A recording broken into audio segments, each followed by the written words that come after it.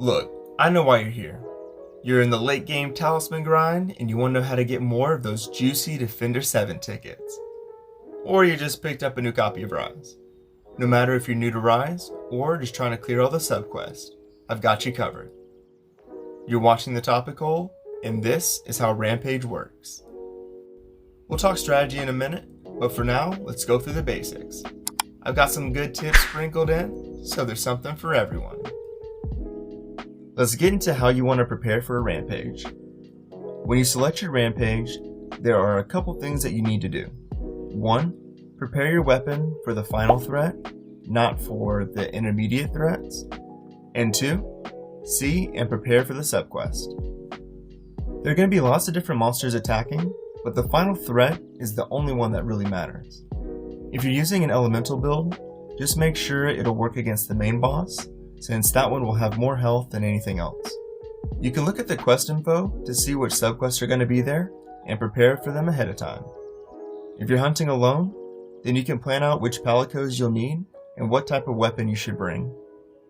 And if you're with a group, you can split up and coordinate with the subquest. If you don't have a group, come join us on the Discord. Pretty much everyone there is just playing Rise right now. So here are all the possible sub-assignments and tips on how to complete them.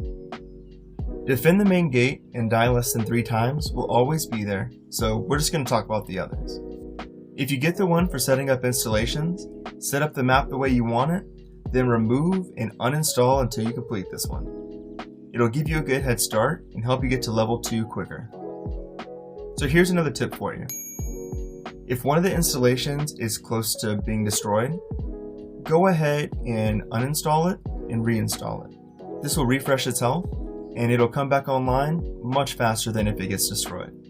I would do this between waves just to make sure that they're topped off. If any of this has been helpful, go ahead and leave a like and subscribe if you like the content. Inflicting status or the elemental blight is definitely one of the hardest for me, but if you bring palicos with you, they can help you out. Look for palicos with status attack up to help with status, and elemental attack to help with elemental blight. Other than this, you'll want to use the thunder shot on the cannon, and you'll want to gather anything that the monster drops, because sometimes they'll drop elemental bombs. Positioning for these is very important. A couple good places to put them are down next to bamboo bombs or near the gates. If you just set them and forget them, you'll probably only hit one monster. So if you want to be a little bit more efficient, just jump down there and get your hands dirty. Stun a monster.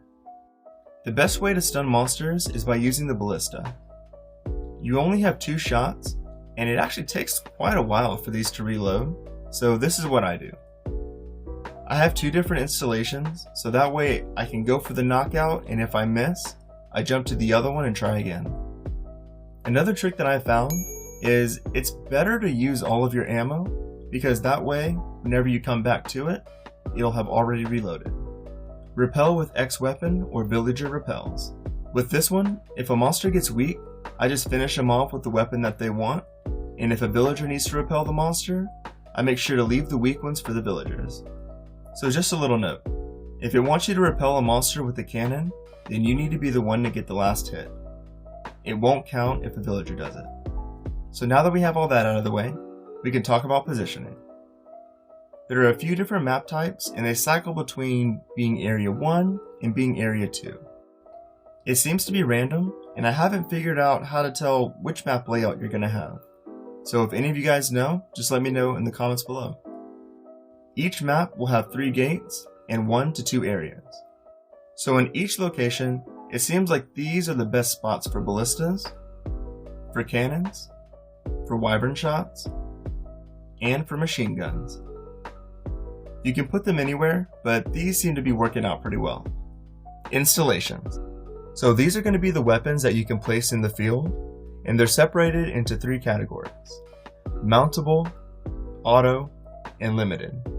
For each of these, you can only have so many on the field, and if you try to add a new one, the first one placed will get removed and get moved to the new location.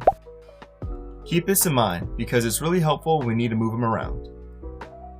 But be careful, if you're in multiplayer, you can just remove somebody else's weapon. Mountable are the ones you can use. Auto are going to be the ones that'll have an NPC controlling it. And limited are going to be things like bait to draw the monster's attention, or one of the warriors of Kimura that can come into battle with you.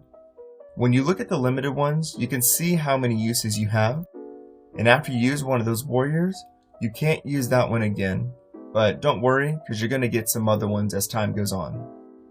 Also, it seems like whoever you get is random. I haven't been chit-chatting with any of the villagers, but I've seen them all show up in Rampages. There are also a few special ones like the Dragonator, Counterattack, and the Wyvern Shot. These have some really long cooldowns, but you can actually reduce that by putting coals in the furnace. Just make sure you do that whenever you get a chance. So here's a tip.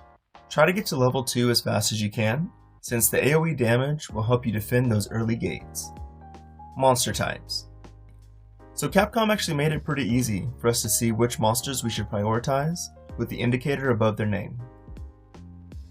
So the monsters with the blue icon will focus breaking down gates, the red will attack installations from the ground, and the green will attack from the sky. The wall breakers need to be repelled as soon as possible since they can cause you to lose the rampage, so if they're near a wall, I would focus them. The other ones are more annoying, so I would try to stun them and pick off the weak ones after you take care of the major threats. So fighting the leader or the apex. If there are 2 areas, just leave the first one when the apex starts attacking the gate, since it's going to take it down no matter what you do. So when it gets to the second area, it's actually going to clear out a lot of the installations in the middle, and it's going to make a wide open space. Fighting away from the main gate is important because you don't want it to become collateral damage. It'll chase you, so you can move somewhere else or even use the dragon bait to get it away from the gate. So those are my tips and I hope they're helpful. What are some of the tips that you've discovered? If you're soloing, it's tough to clear all the subquests, but it is possible. And don't think that you have to clear all of them to get an S+ rank. Hunting with other people makes it a lot easier, and if you're looking for people, come join the Discord. We've been having so much fun that I didn't want to stop playing to actually make this video. Thanks again for watching, and if you have any questions, leave them below and I'll get to them. Thanks again, and I'll see you next time.